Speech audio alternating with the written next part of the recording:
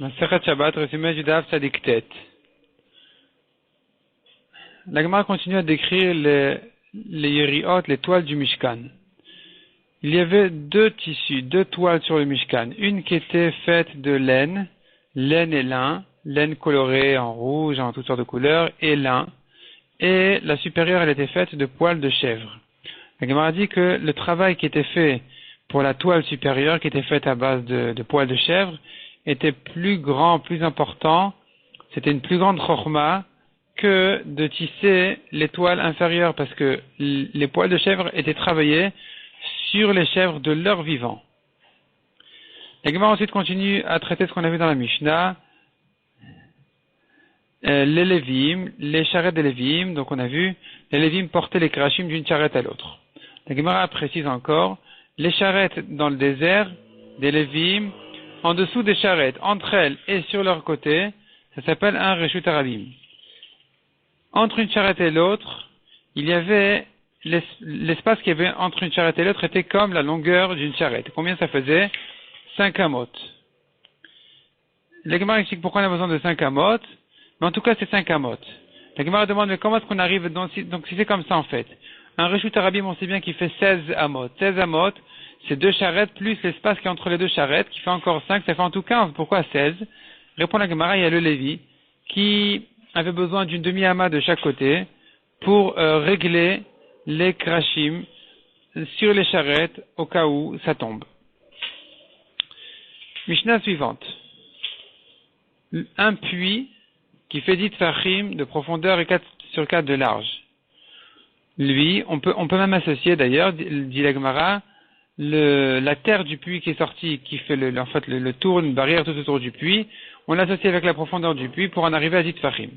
De même, un rocher qui fait 10 tfachim de haut et 4 sur 4 de large, c'est un reshut harabim. Celui qui prend de là-bas un objet ou qui pose dessus dans le reshut harabim, il se situe dans un reshut harabim et il prend ou il pose dessus un objet, il est chayav. Moins que ces tailles, ces mesures-là, moins que ces dimensions-là, il est patour.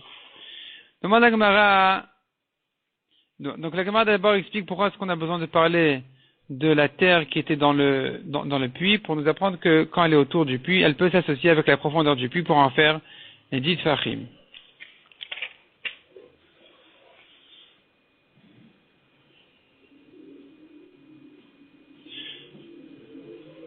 Celui, dit la Gemara, qui veut puiser de l'eau pendant Shabbat d'un puits qui fait 10 tfachim de profondeur alors qu'il se trouve dans un reshut harabim, il sera obligé de faire des barrières tout autour du puits de manière à en faire un reshut hayachid, ou bien de rentrer lui-même doit rentrer dans le puits pour boire là-bas et ensuite ressortir. Mais il n'aura pas le droit de sortir du puits directement au reshut harabim.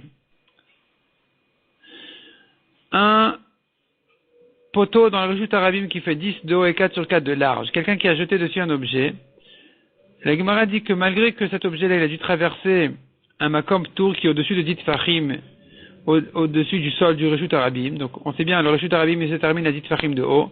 L'objet qui a traversé le makom tour au-dessus des 10 tfachim, on pourrait croire peut-être que il est donc pas tour celui qui a jeté l'objet, mais la Gemara prouve de notre Mishnah qu'il est quand même chayav. Bon, la Gemara remet ça un petit peu en question, mais en gros, c'est ce que la Gemara veut prouver de la Mishnah.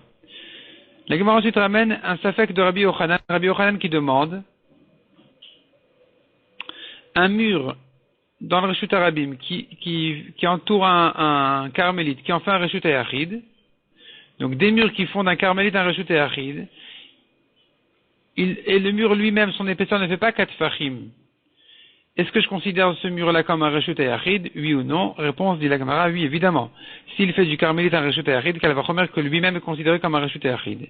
Donc celui qui va poser un objet ou qui va prendre un objet de là-bas au reshut harabim, il est chayav.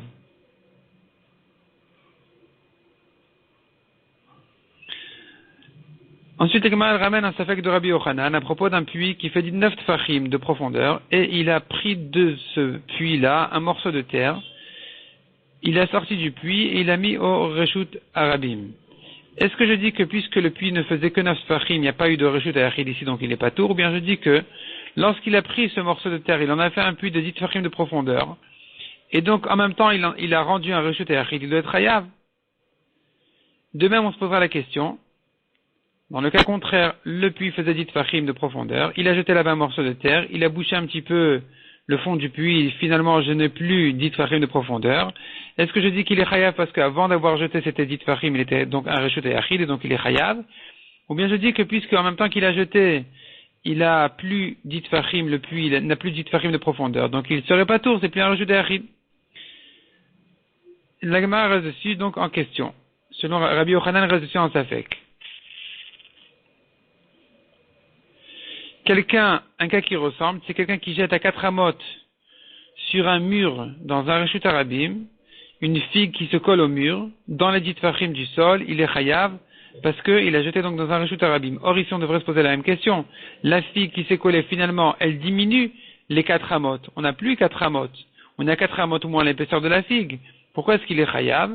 Répond la Gemara, non, c'est quand même différent. Là-bas il est chayav, parce que la figue ne s'annule pas au mur, elle ne va pas rester là-bas définitivement. Tandis que la terre qui est jetée dans le puits, elle s'annule au puits. Elle devient une partie du puits. Donc là-bas, effectivement, il est lieu de dire que le puits ne fait plus 10 tfachim de profondeur puisqu'il était bouché avec un morceau de terre. Donc là-bas, effectivement, on restera en question. Nouvelle question que pose Rava, celui qui a jeté une planche qui s'est posée sur des barres, des bâtons qui font 10 tfachim de haut. Est-ce que je dis que, en même temps que la planche s'est posée sur les 10 tfachim de haut, or la planche elle fait 4 sur 4, donc finalement il a obtenu ici un reshut yachid, ou pas? Et la Gemara dit, bon, ça c'est déjà la question de Rabbi Yochanan, est-ce que je dis que, en même temps que j'ai posé l'objet a été fait un reshut yachid ou pas? La Gemara donc corrige, la question elle est un petit peu différente que celle-là. Il faut dire que il a jeté la planche et il y avait un objet sur la planche. Est-ce que je dis que l'objet s'est posé en même temps que la planche et donc finalement on pourrait dire que non, ça n'a pas été posé sur un reshut yachid puisque le reshut yachid était formé en même temps que la anacha a eu lieu, en même temps que ça s'est posé. Ou bien je dis que ici c'est quand même différent. Certainement la planche s'est posée un instant avant l'objet. Donc ici en ce qui concerne la planche c'est vrai, on ne sait pas si ça s'appelle un reshut yachid ou pas, on ne sait pas si ça s'appelle qu'il a jeté dans un reshut yachid ou pas, mais en tout cas l'objet qui est arrivé un instant plus tard sur cette planche-là, il est arrivé sur un vrai reshut yachid. Donc ici, on pourrait dire peut-être qu'il est 8 chayav, et là ça reste aussi encore une fois en tekou, en safek.